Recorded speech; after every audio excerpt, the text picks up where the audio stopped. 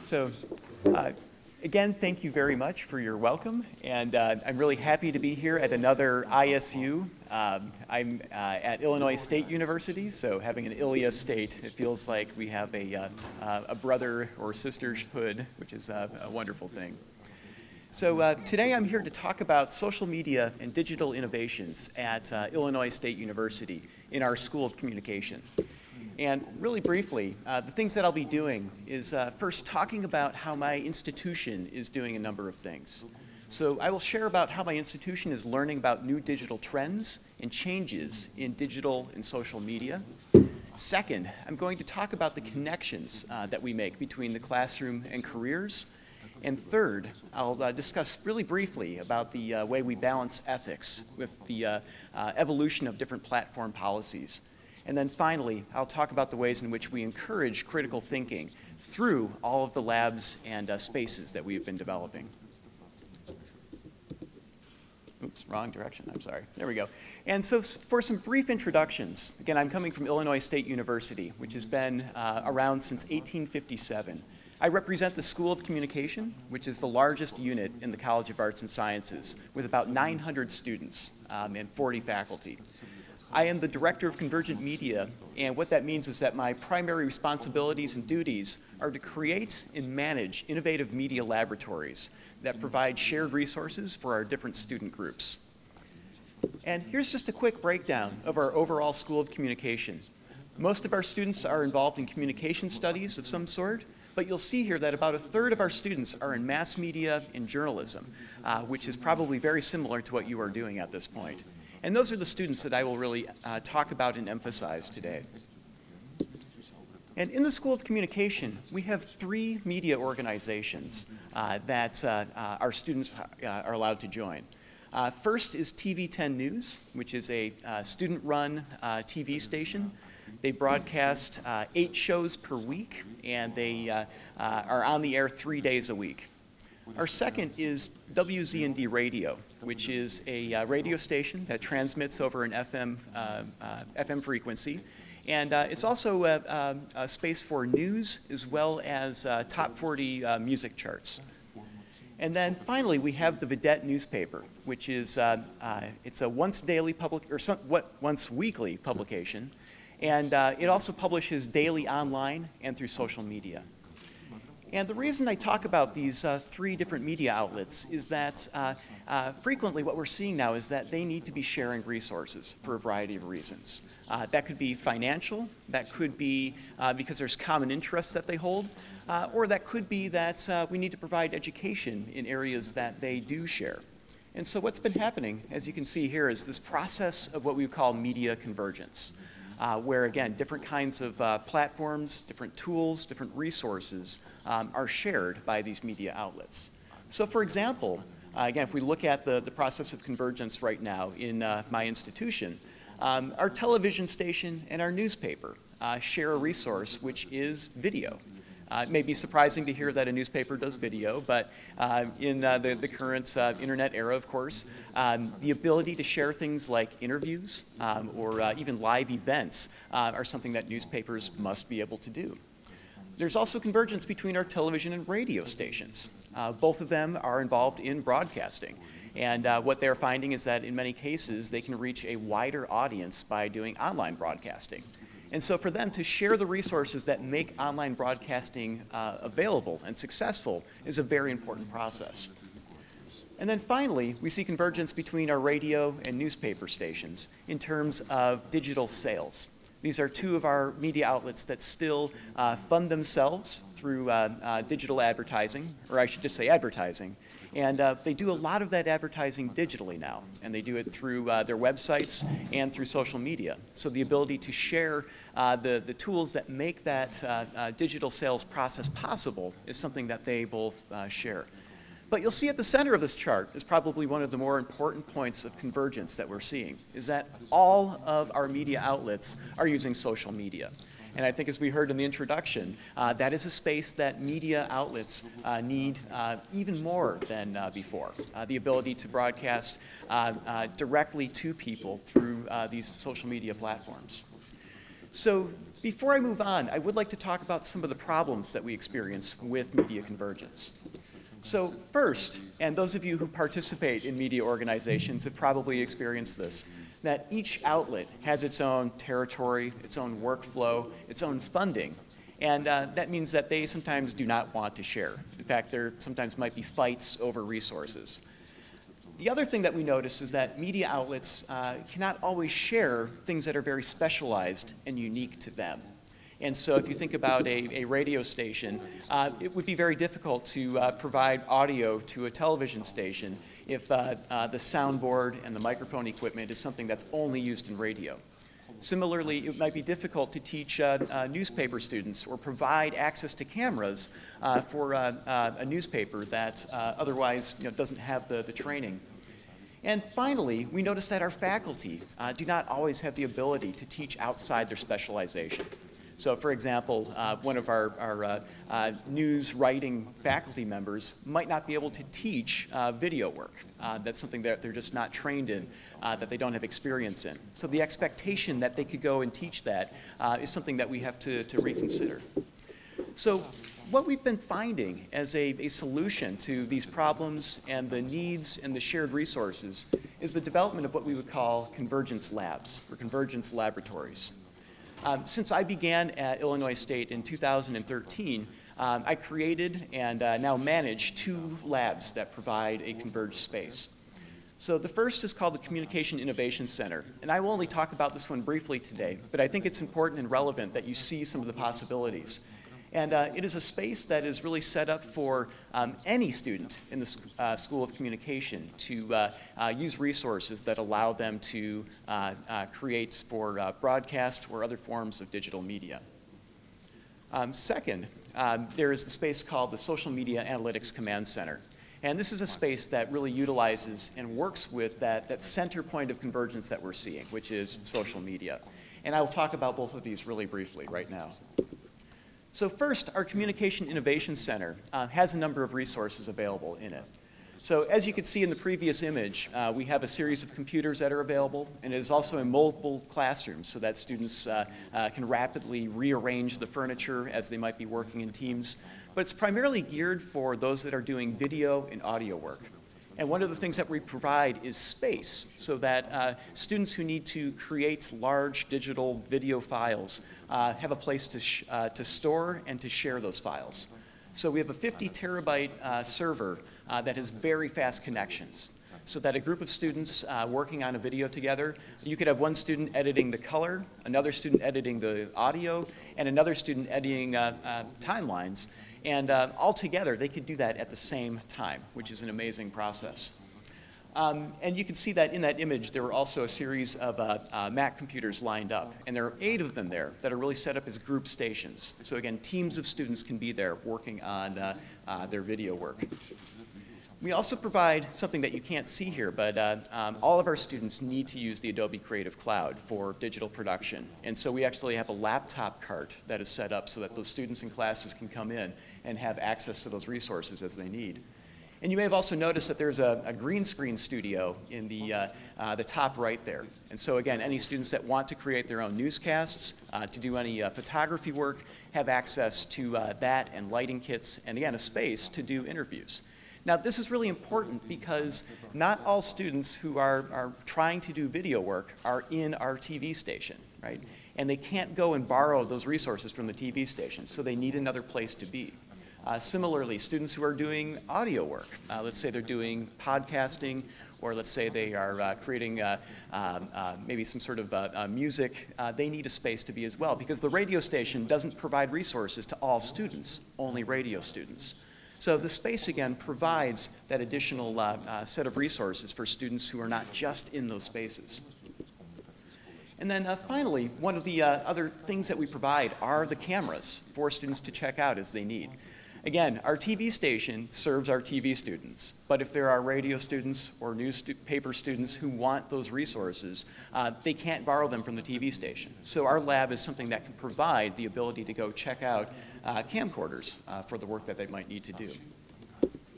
So So here are just two other additional images featuring the work in the space. And as you can see, it can be very busy, especially when we have students in documentary film production involved in their editing. And so they very quickly fill up the space and use all the resources as they need to.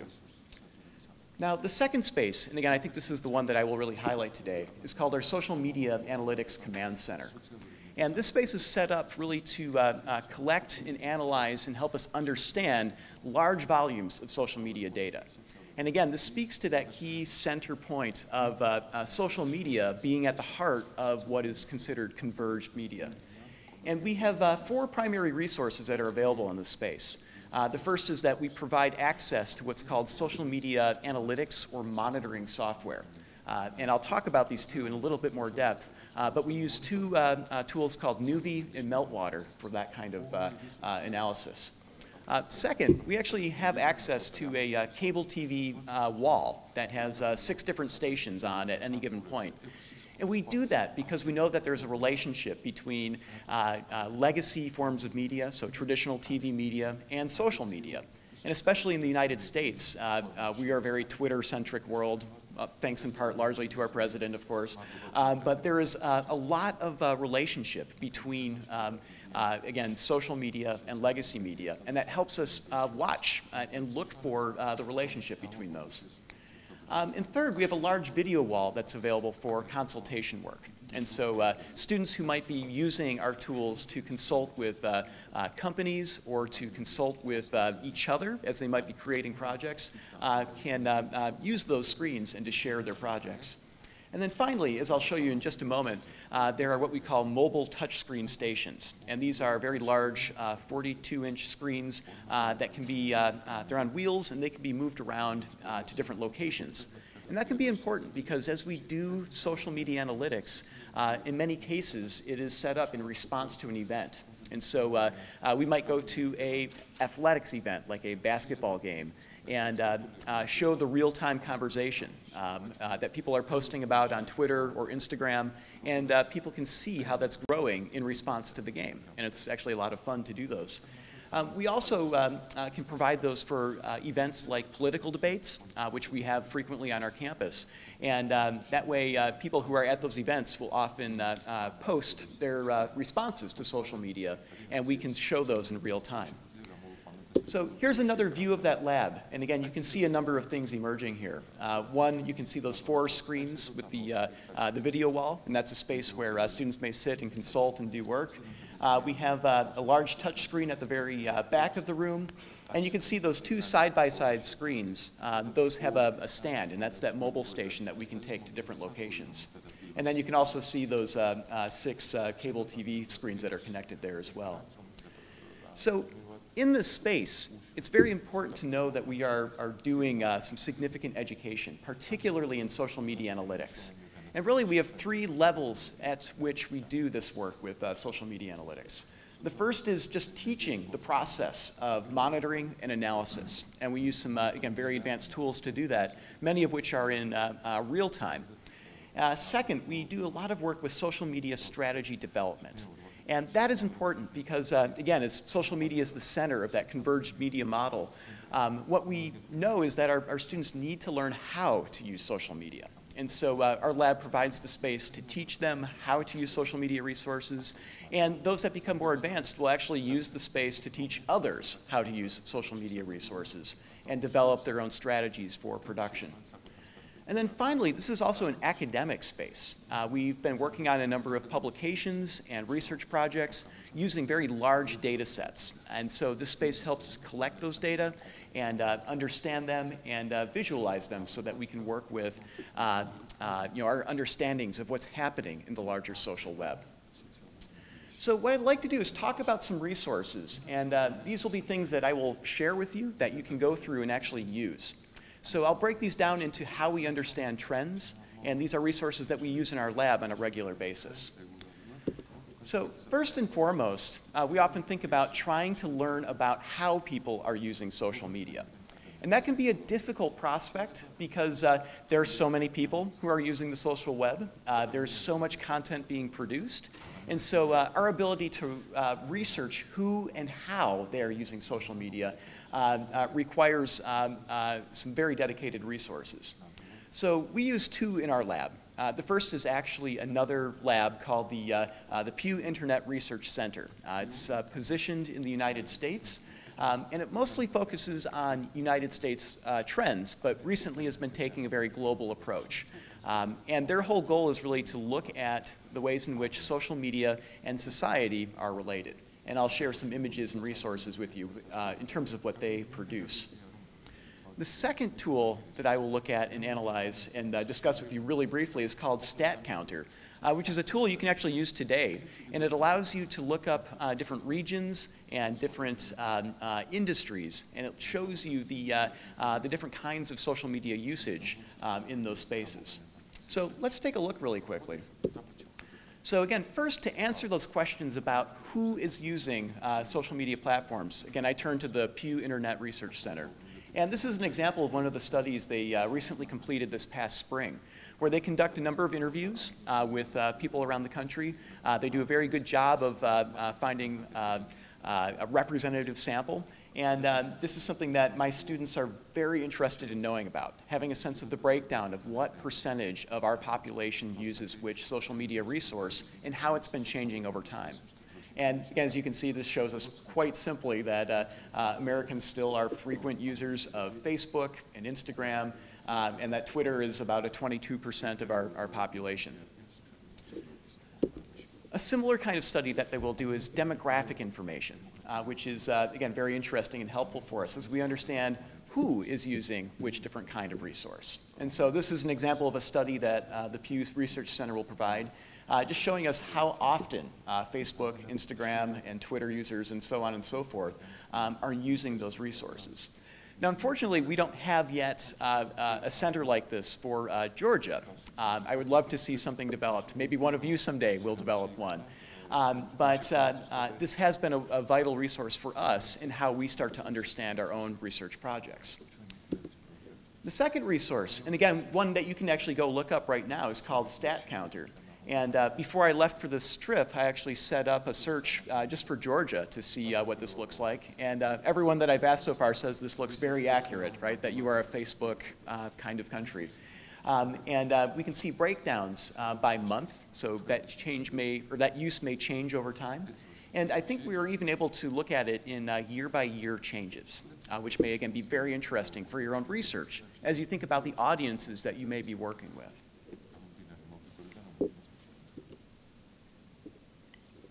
The second area and the second kinds of trends that we try to study are actually content, right? So what are people posting about? And this is always important as you think about your own strategy. It helps to know what's on the minds of people who are working with social media content.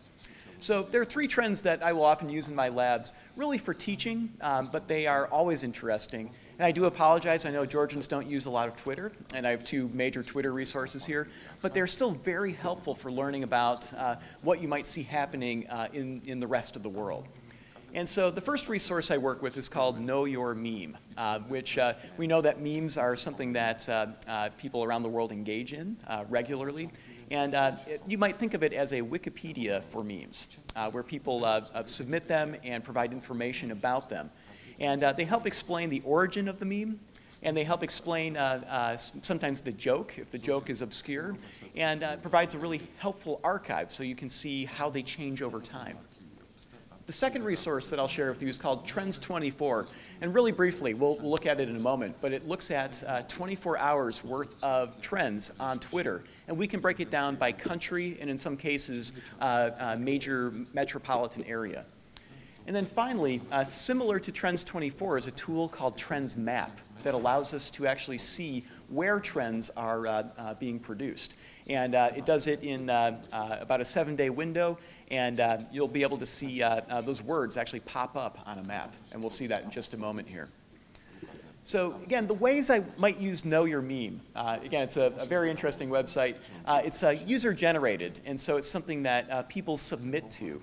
So they might find an interesting meme online. They'll upload it and share it and talk about it. But it's a very good way, again, to get a representative sample of the things that you might see online and to categorize them and help understand how they're connected to larger internet culture.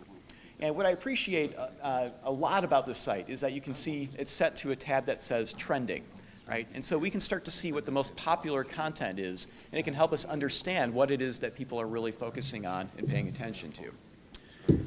The second tool, Trends 24, this is just a quick screenshot of it, but we were able to search by, again, different countries and different regions. And what this will provide us is a list of the top 10 trends on an hour-by-hour basis. And again, this is something that I have my students look at regularly, especially when they try to study the relationship between the news media and Twitter, because you may see trends reflected in ways that show how social media can influence the news cycle. And again, what's amazing is that we can search by country and major metro region as we need to. And then finally, Trends Map, again, is a very interesting tool for just looking at how these trends are changing around the world. And it's a very interesting map, and you can zoom in, and you can look very closely. You can look at it at the global level. But as you're thinking about what is being discussed around the world, this kind of tool allows you the ability to see, again, those spaces. So in addition to content trends, we also like to think about influencer trends. So who is posting major content? Where are they posting it? How much do they matter? And I think even more importantly, in some cases, who has influence that we might not always be able to see? So we might think about money that is spent in advertising as a form of influence. So there are three tools that I've used in my classes. The first is called Clear, which really just lets us search by country and sometimes city and just gives us top 10 lists of people who are influential there. The second is called Social Bakers, and that one actually really focuses on Facebook, and that might be a tool that is very useful for you.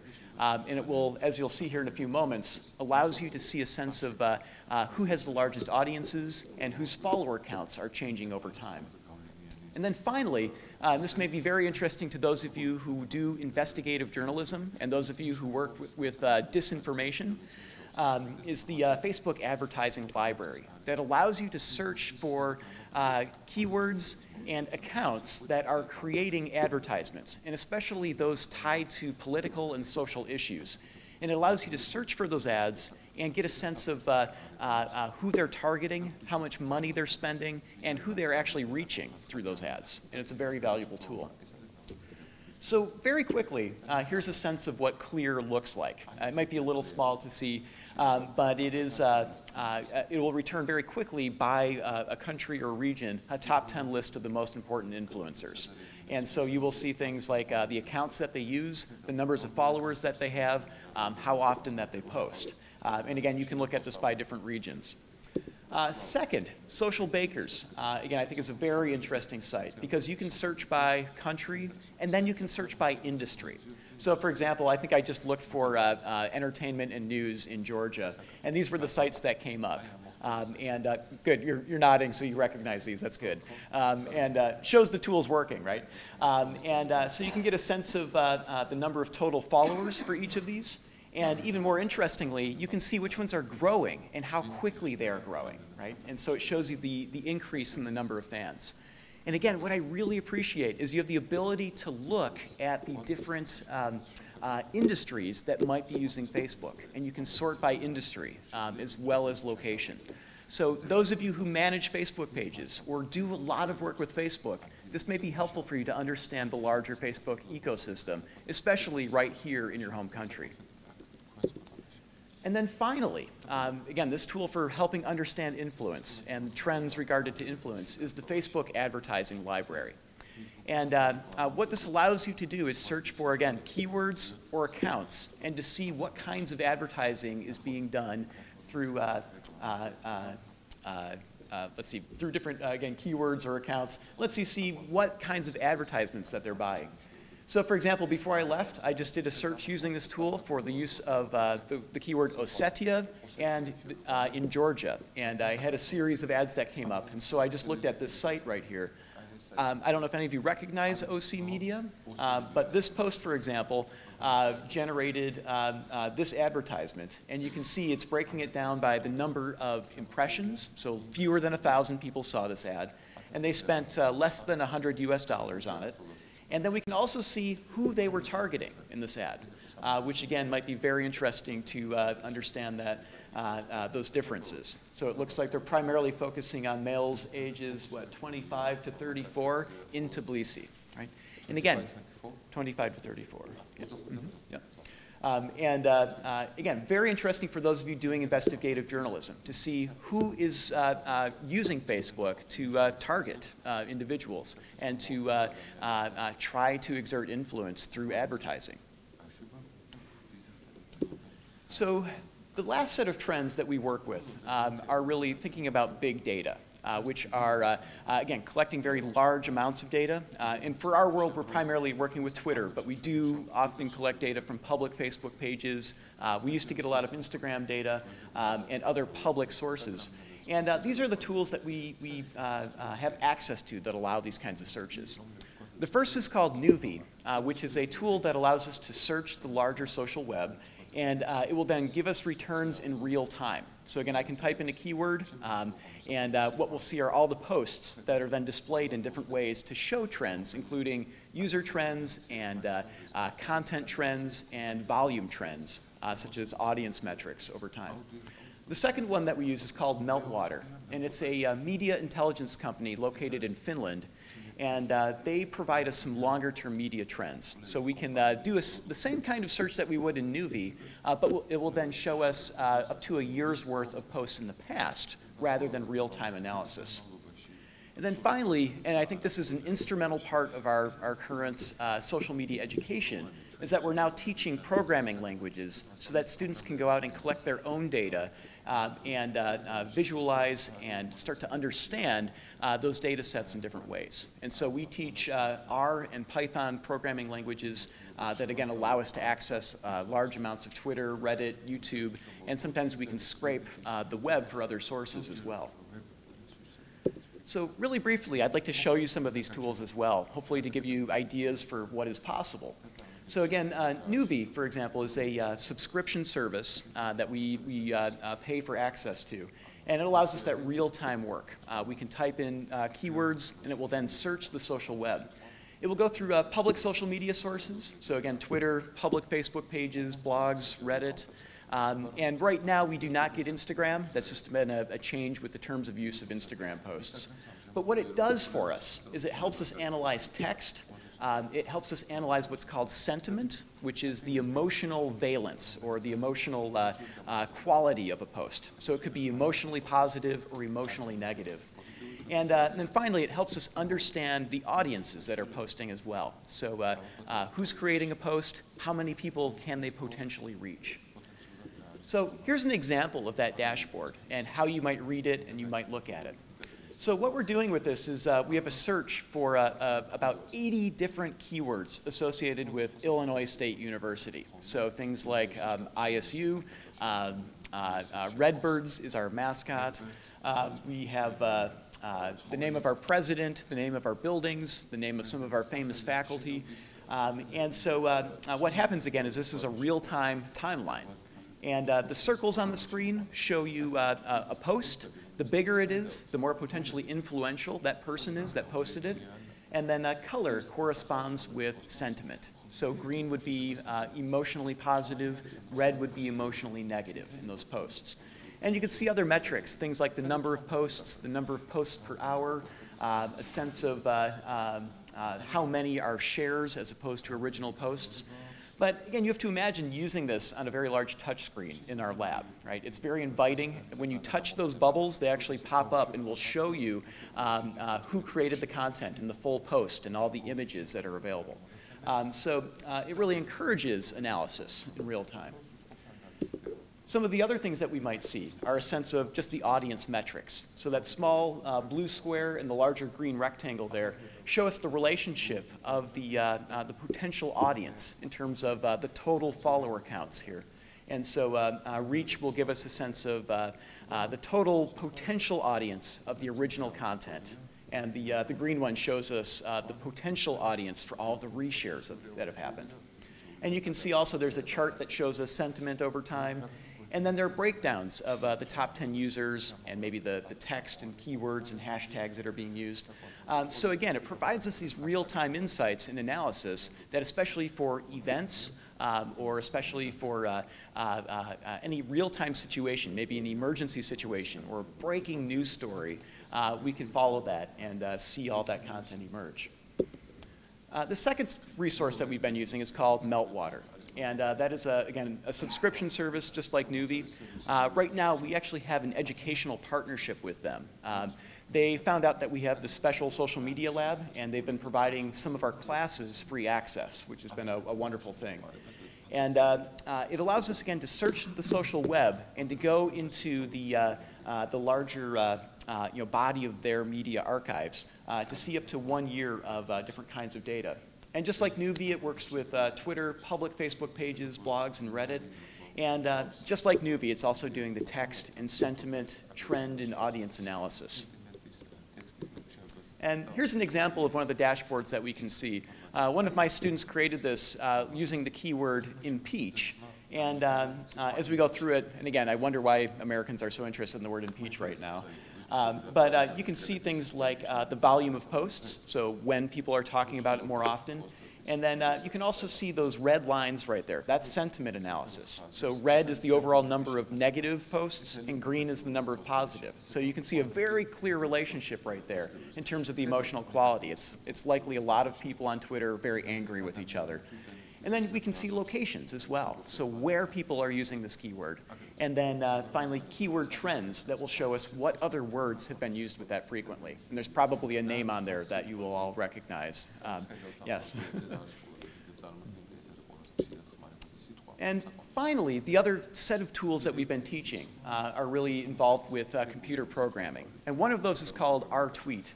And it works with the R statistical programming language. That may be something that very few of you are familiar with.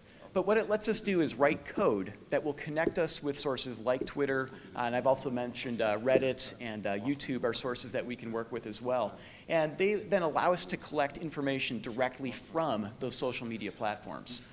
This is very powerful because we get not only the text, but also metadata connected to each of those posts. Information about the users that we wouldn't otherwise be able to see. And then finally, we write code that helps visualize those data sets. For example, with this image, this gives you a sense of that dashboard and what the code would look like.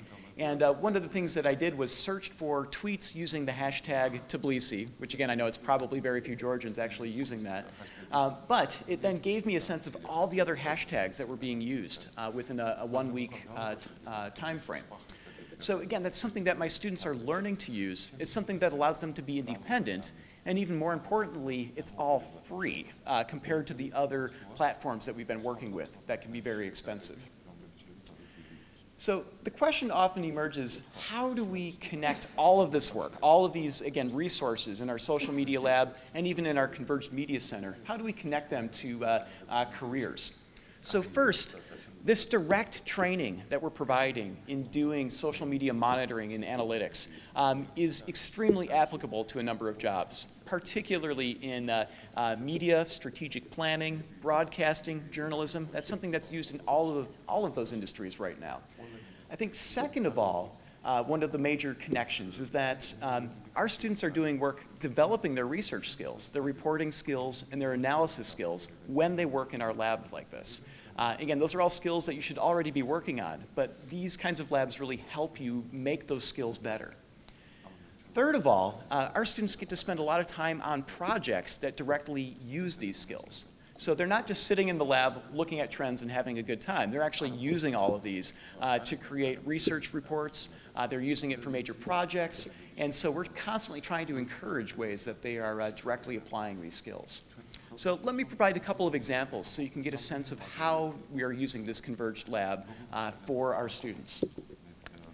So first, our television students have been among some of the first to really use our social media lab for innovative purposes. So the first image you see there is one of my students. Her name is Christy, and she developed a TV show called The Bottom Line, in which she looked at issues relevant to campus. So it might be events like maybe a protest or problems in the residence halls or local issues in our community. And then she looked at how people talked about them in the social web. And she used our larger screens in the lab, and she did a real-time shoot, almost like she was doing a weathercast, right? And as she did that, she was talking about those trends as they were emerging in real time. And doing that work and running that show and doing all the work of creating the research and the searches and everything helped her land a job in Virginia, I think within weeks of graduation. And she's doing very well for herself right now. And I have another student, his name is Aaron. You can see him up there as well. He also took her model and did the same work with that show for a while as well. And we have other shows that are doing this too. We have a sports show called Sports Zone that looks at moments in the week of sports and looks at how they trend in different spaces like Twitter and Instagram, and if they can see it, in Facebook. The second group of students that I work very directly with are my interns, and they work directly in my lab.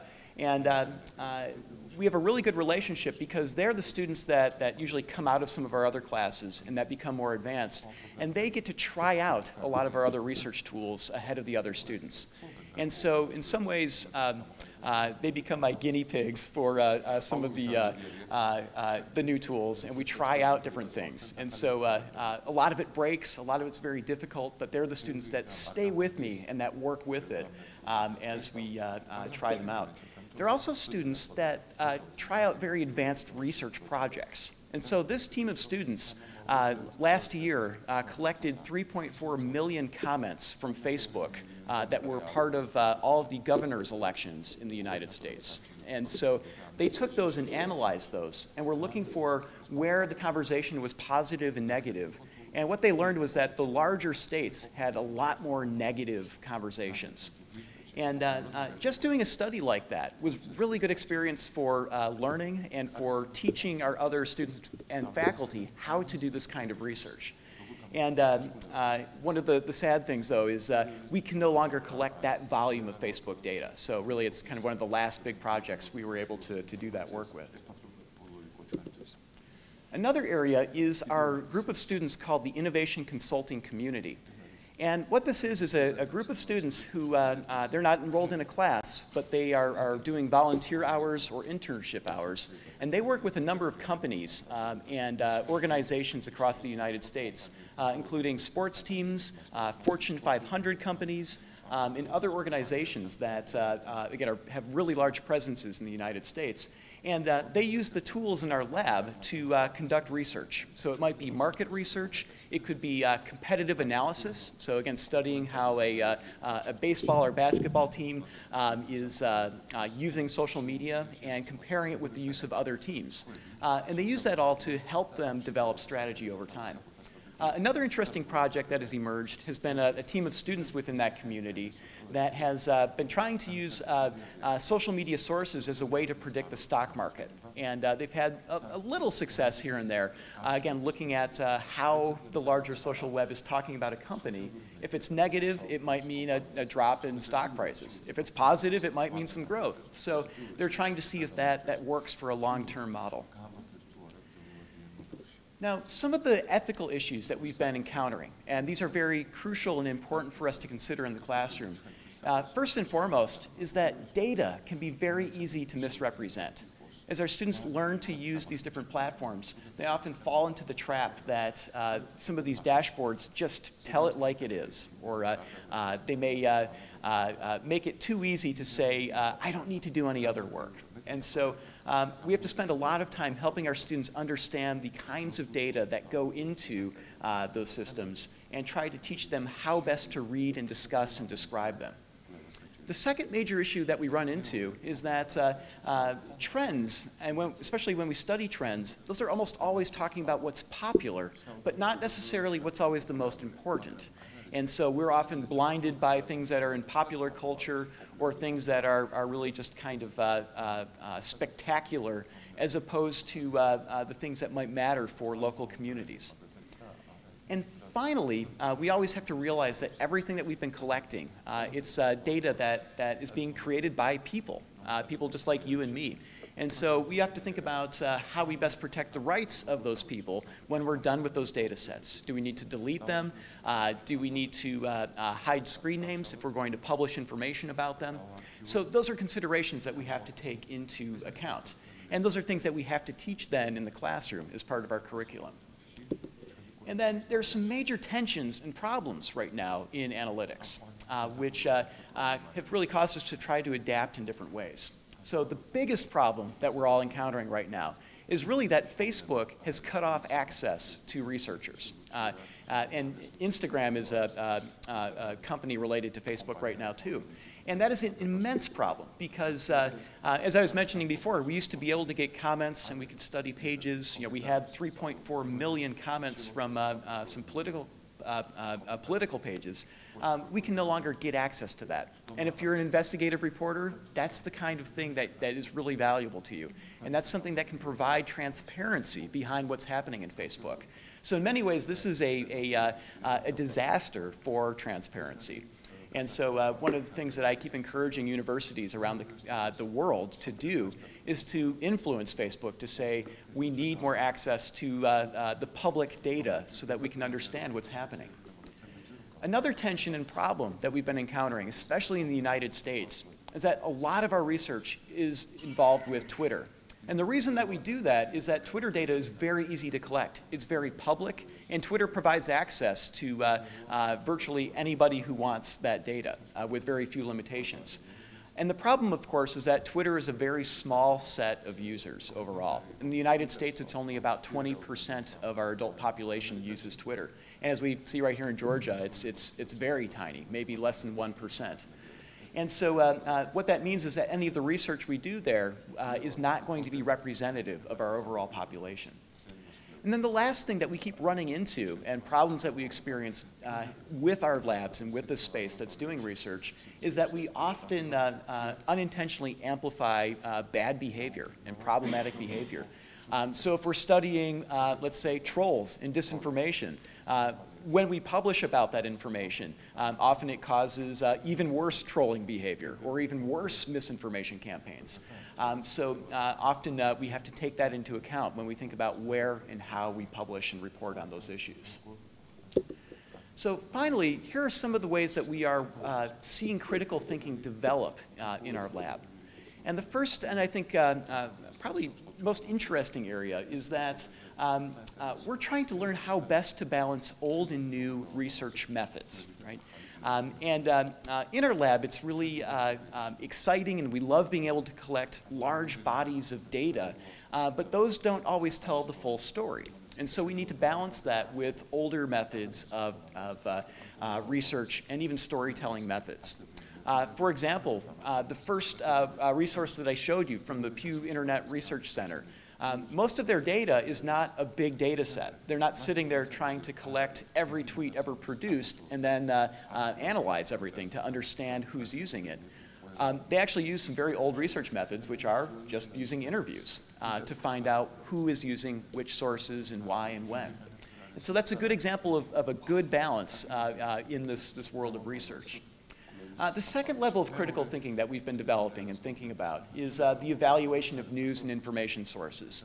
And I know that's something that many of you have been involved in, is learning how to identify and how to critically evaluate misinformation online.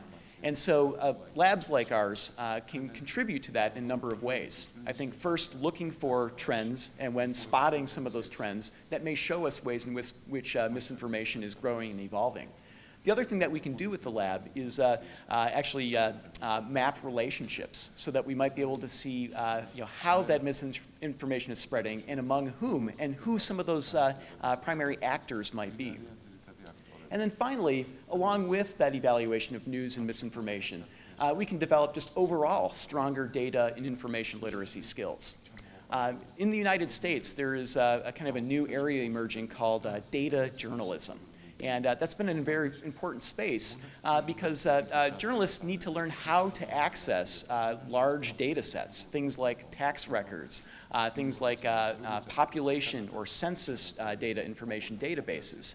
And in order to learn how to do that, often it requires that you have a data set that's easy to work with and easy to understand. And in our social media lab, that's something that's then relevant and often easy to work with as you develop those kinds of tools. So again, these labs really can help develop those data and information literacy skills. So that is a broad overview right now of our two labs and what we've been doing. And I would love to open it up for questions right now and see how I can answer them and have a further conversation about our spaces and how they might be relevant to you. So please, any questions that you might have, I'm happy to take them right now.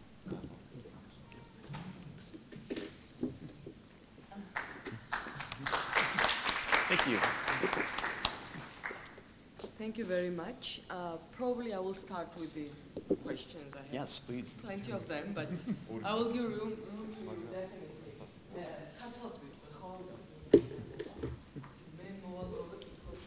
I collected a set of questions. Those questions which are of interest. One, which I'm very much interested in. I will start from the Facebook limited access to information for research, including public information.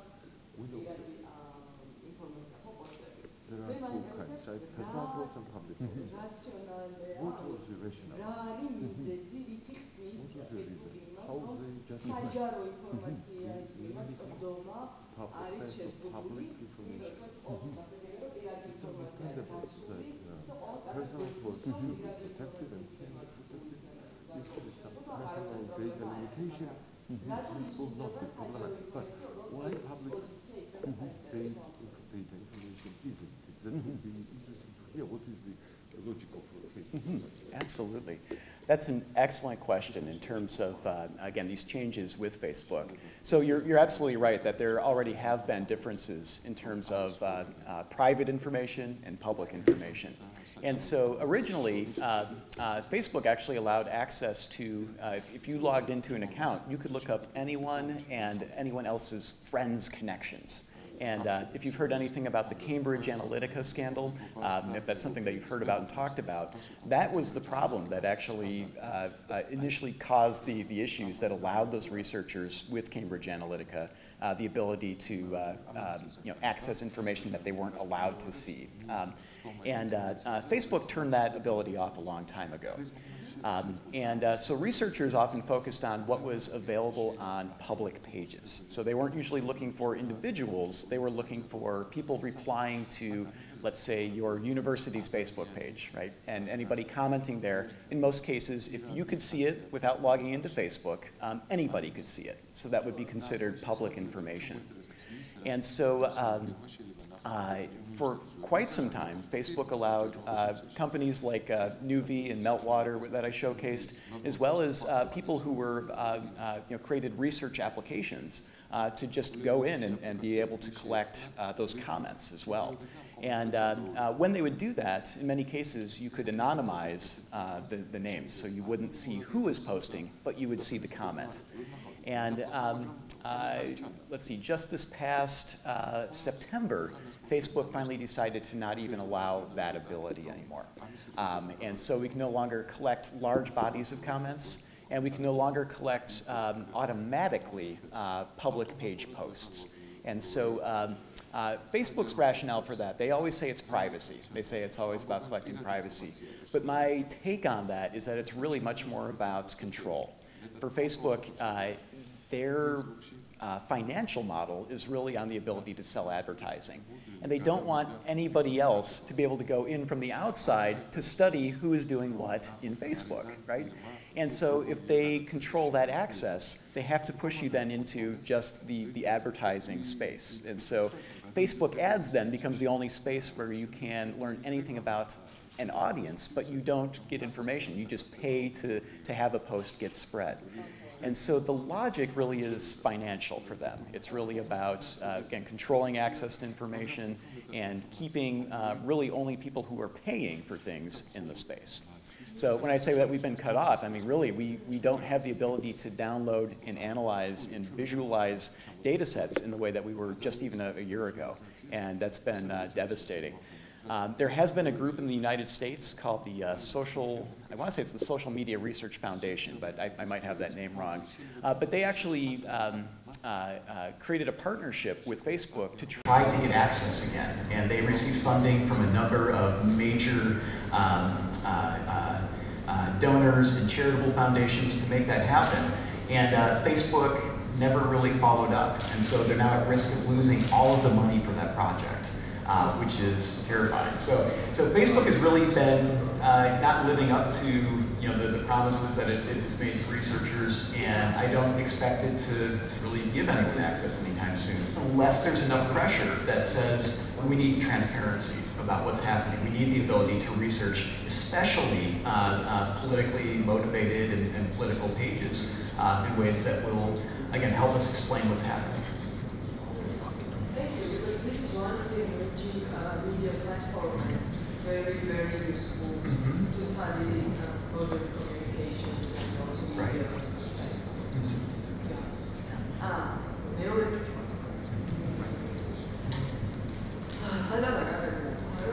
შეისწავლეთო პოსტებიო, Facebook პოსტებიო, რომელიც ეხებოდა არჩევნებს და ჩვენთვის ძალიან თემაა, ხო, მთელი ეს წლის განმავლობაში და ნახეთო, რომ მიკროფონში რო ისაუბრეთ, პოსტები, რომელიც მიკროფონში რო ისაუბრეთ.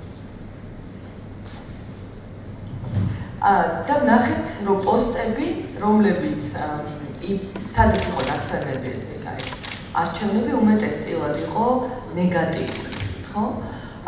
და გვაქვს საშუალება იმის, რომ გავზომოთ ემოციებიო. ეხლა მე ასეთი რამ მაინტერესებს და ერთ-ერთი იყო მაგალითად იმპიჩმენტთან დაკავშირებული ემოციაც, ხო, ისიც იყო ნეგატიური. მე მაინტერესებს არის თუ არა შესაძლებელი, რომ გავზომოთ მომხმარებლების დამოკიდებულება ნეგატიური ან პოზიტიური თავად საძებარი, აი keyword-ის მიმართ, თუ ეს არის უბრალოდ დისკუსიის ტონალობა, რა ტონალობითაც ერთმანეთში საუბრობენ მოკამათეები და რთული არის გარკვევა, თქვა თვითონ აი ამ სიტყვის მიმართ, მაგალითად არჩევნები, სადაც არის გამოყენებული პოსტი, იგივე იმპიჩმენტი, როგორი ტიპის პოსტი არის, არის ეს ნეგატიური თუ არის პოზიტიური.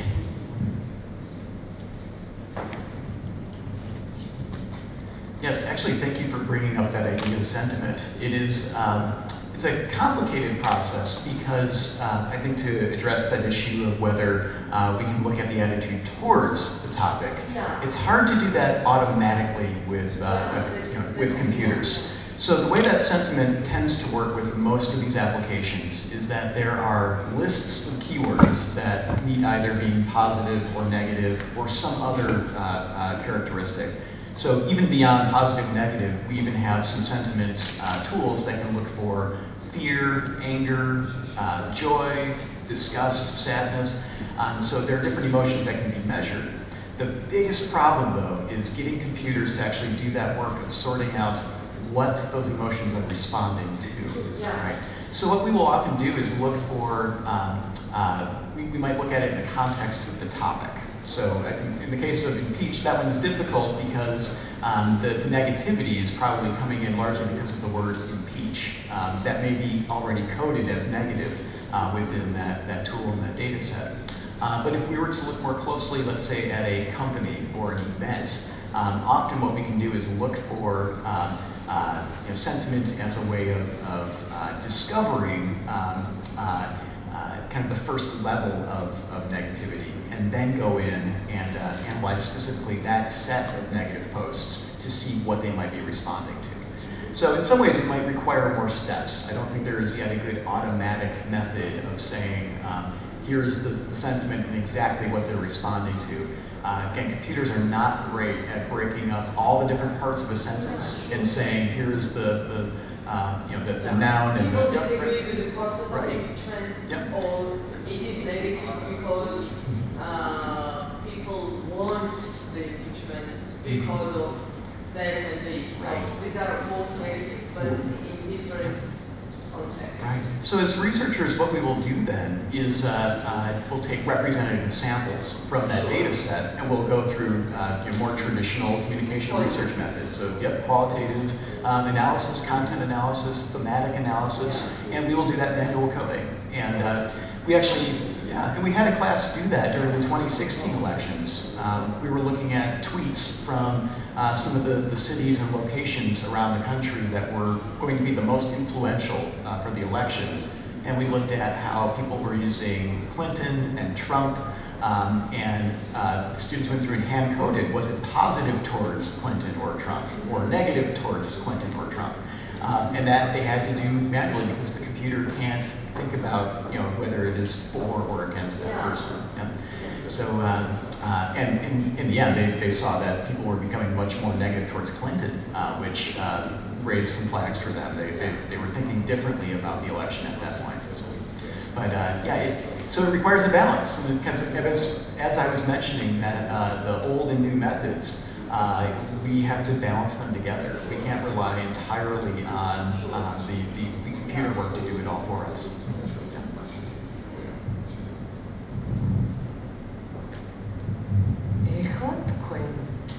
რამე კითხვა თუ გაქვთ, აქ ასევე ახსენეთ დეზინფორმაცია, ხო, რამდენიმე თქვენგანი ვიცი მუშაობს ამ საკითხებზე, ხო, ბოტებზე, ტროლებზე, ანუ ნებისმიერი თემა, რომელიც თქვენთვის შეიძლება იყოს საინტერესო, არ მოგევიდოთ, როგორც გამოგცემთ.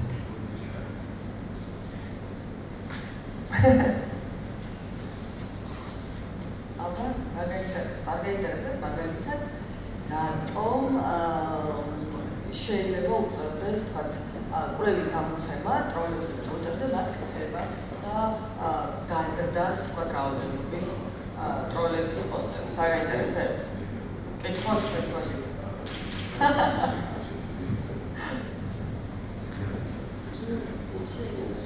აი?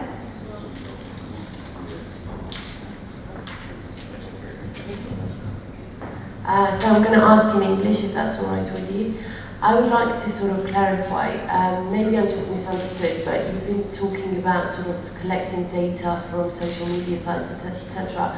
Is there sort of any cross with, like, how is that different to like research center? How is that sort of more forward thinking, or, because I'm just trying to think, because it's really interesting, and obviously social media is a big thing in Georgia. I think sort of people literally live on social media, and it's politically used, as Nina will agree, it's used as a platform for politicians sort of making statements on social media. It's very active during pre-election period. So I'm just trying to think, and I work in communications commission, so I'm not here in the capacity, I'm in my formal capacity, but I work in media regulator. So I'm just like to think, how is it different to like regular research center? If I'm correct in asking this. Yeah. Oh, absolutely. That's a very good question.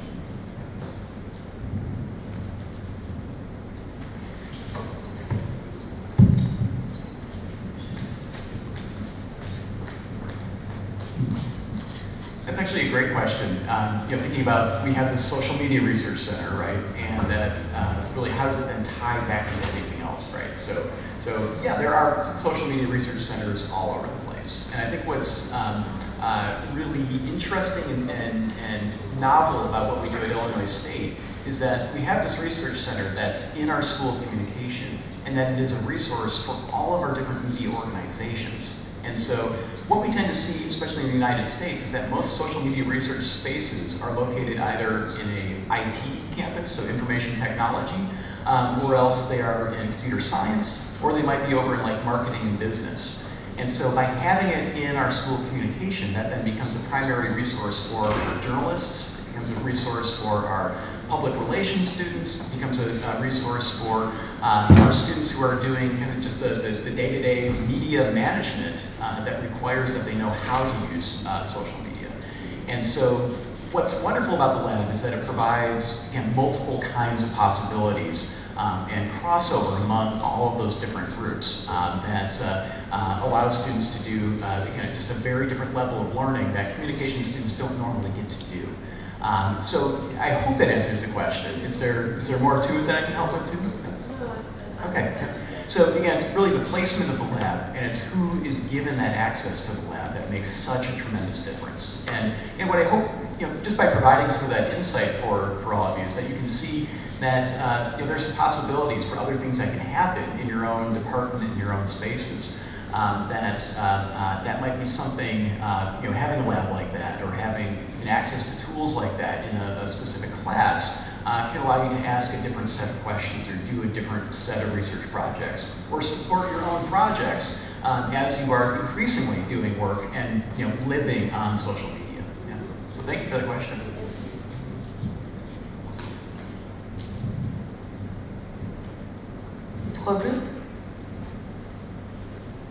ესეც საინტერესო რამები მოისმინე, კიდევ კითხვა მაქვს ახლა თავში, მაგრამ ჩვენ კიდევ გვექნება ძალიან ბევრი დრო სალაპარაკოთ, იმიტომ რომ ლექციის მერე ბატონი ნეთი დაგვეხმარება, მოგცემს რჩევებს, როგორ შეიძლება ჩვენ ავაწყოთ უნივერსიტეტში მულტიმედია ლაბორატორია სტუდენტებისთვის და ზოგადად კურიკულუმი როგორ გავხადოთ უფრო თანამედროვე და უფრო შესაბამისი. ასე რომ ჩვენ კითხვებს მერე დავსვამ და ეხლა თქვენი დრო. არა. კარგი, მაშინ მადლობა გადავუხადოთ.